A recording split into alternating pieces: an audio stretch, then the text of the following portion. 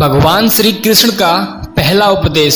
दोस्तों, आपने कभी किसी पंछी को देखा होगा। जब उसे अंडे देने होते हैं तो वो सर्वप्रथम एक स्थान खोजता है, एक ऐसा स्थान जो वर्षा, धूप और शत्रुओं से सुरक्षित हो, और फिर वो अपना घोंसला बनाकर वहां अंडे देता है। और फिर उन अंडों से नन्ही संतानें निकलती हैं तो वह पक्षी उनको भोजन खिलाता है, उनकी रक्षा करता है।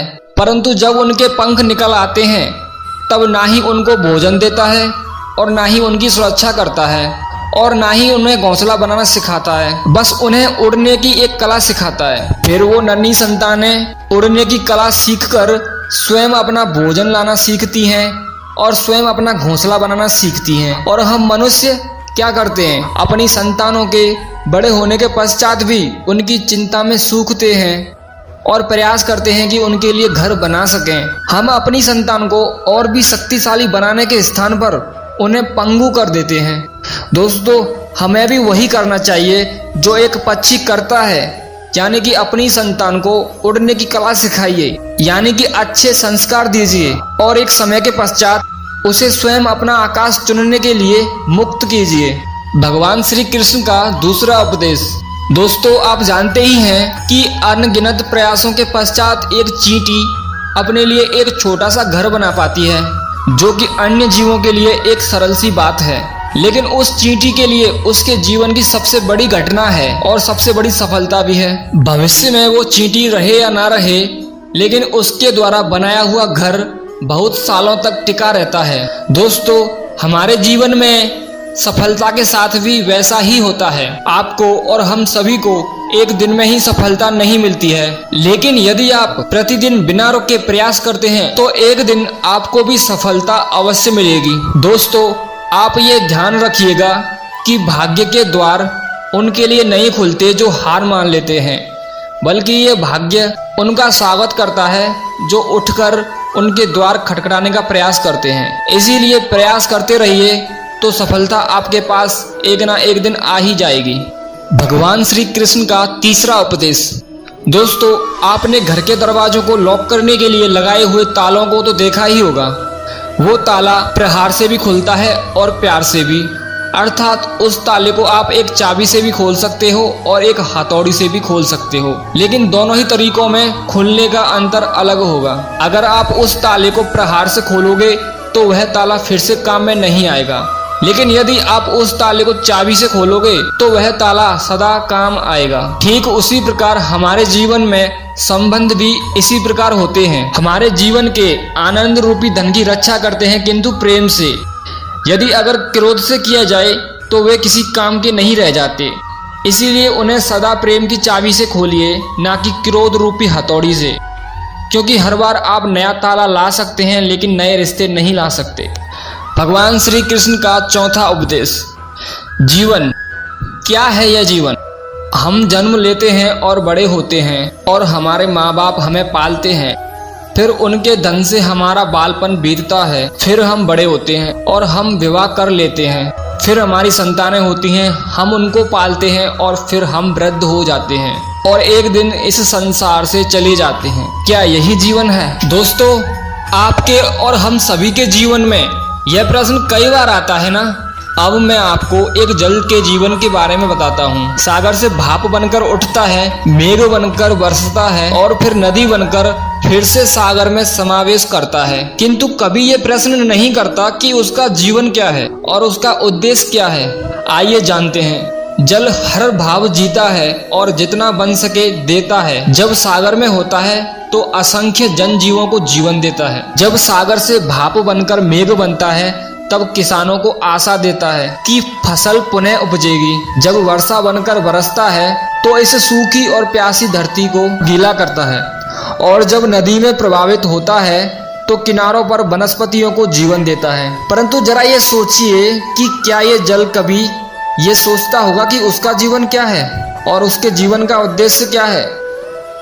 नहीं, बस वो अपने धर्म का पालन करता है और जितना हो सके सबको आनंद देता जाता है। इसीलिए जीवन में कभी भी ये प्रश्न मत कीजिएगा कि ये जीवन क्या है और इस जीवन का उद्देश्य क्या है।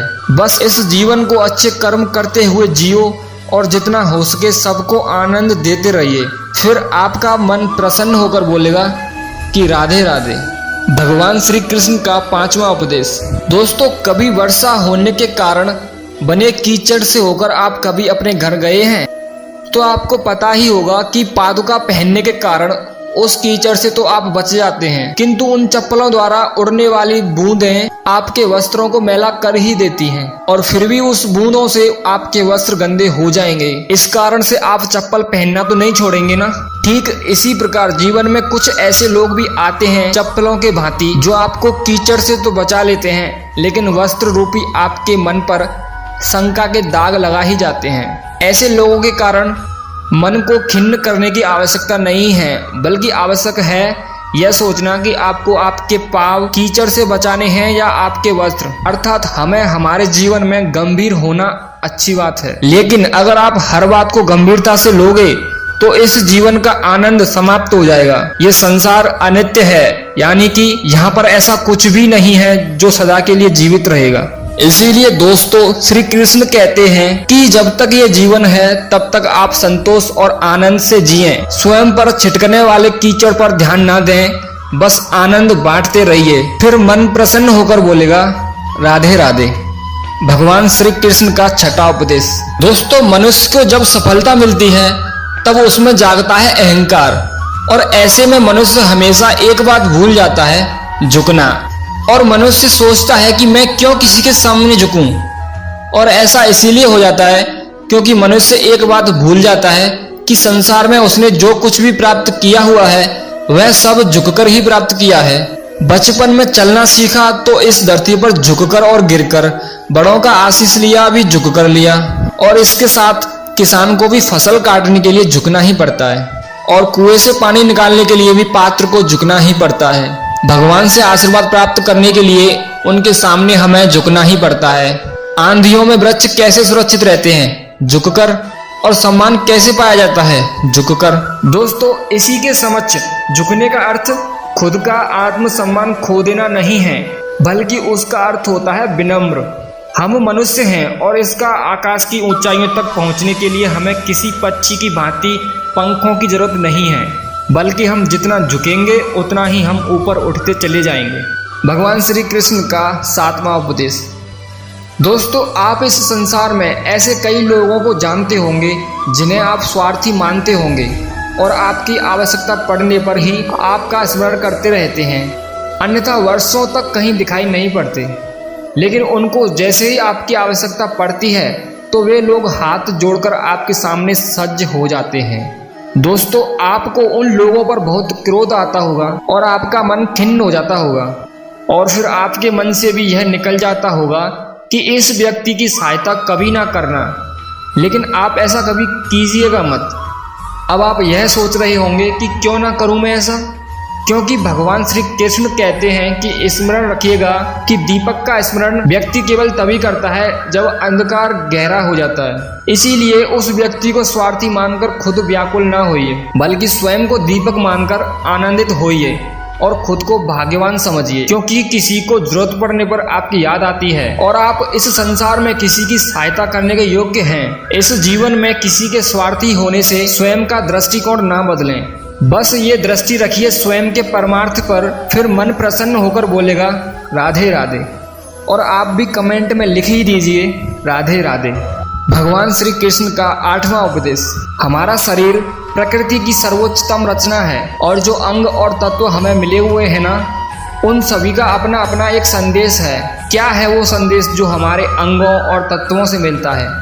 हमें 2 आंखें दी हुई हैं देखने के लिए, 2 कान दिए हुए हैं सुनने के लिए, 2 नथुने दिए हुए हैं सांस लेने के लिए, 2 हाथ दिए हुए हैं दोहरा परिश्रम करने के लिए, लेकिन जीभ केवल एक ही दी हुई है, उस पर भी नकुले बलिष्ठ दांत दिए हुए हैं उसकी रक्षा के लिए। आपने कभी सोचा है ऐसा क्यों? क्योंकि शब्द और शब्दों का उपयोग मनुष्य का सबसे बड़ा शस्त्र है, जिसका उपयोग जितना सोच समझकर किया जाए उतना ही मनुष्य अपने जीवन में ऊपर उठता है। इसीलिए दोस्तों, देखो सुनो समझो अधिक, लेकिन बोलो कम, फिर आपको सफल होने से कोई नहीं रोक सकता। भगवान श्री कृष्ण का 9वां उपदेश। इस संसार में सबसे अधिक शुद्ध माना जाता है गंगा जल। कभी आपने सोचा है क्यों? क्योंकि गंगा जल का आविर्भाव ही शुद्ध होता है और उसका जन्म शुद्ध होता है। जहाँ से उसका प्रारंभ होता है वो शुद्ध होता है और प्रारंभ का शुद्ध होना अति आवश्यक है। हमारे जीवन का प्रारंभ होता है हमारे विचारों से, इसीलिए हमेशा अपने विचार शुद्ध रखिए, क्योंकि इन विचारों से बनते हैं आपके शब्द। आपके शब्द शुद्ध रखिए, क्योंकि शब्दों से आपके कार्य संपन्न होते हैं। आपके कार्य शुद्ध रखिए, क्योंकि आपके कार्य आपका स्वभाव बनाते हैं और स्वभाव से बनती है आपकी आदतें और आपकी आदतों से बनता है आपका चरित्र और ये चरित्र संसार के समक्ष आदर्श के रूप में आता है। लेकिन विचारों से आदर्श तक की ये यात्रा तभी शुभ होगी जब आपके विचार शुभ और शुद्ध होंगे।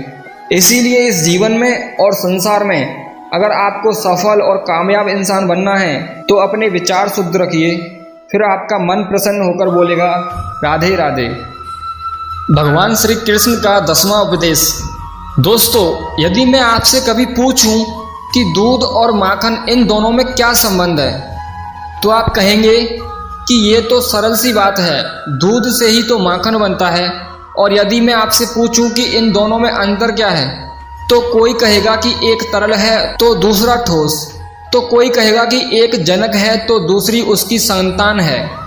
नहीं दोस्तों, इन दोनों में अंतर है शुद्धता का, क्योंकि माखन दूध से कहीं अधिक शुद्ध होता है।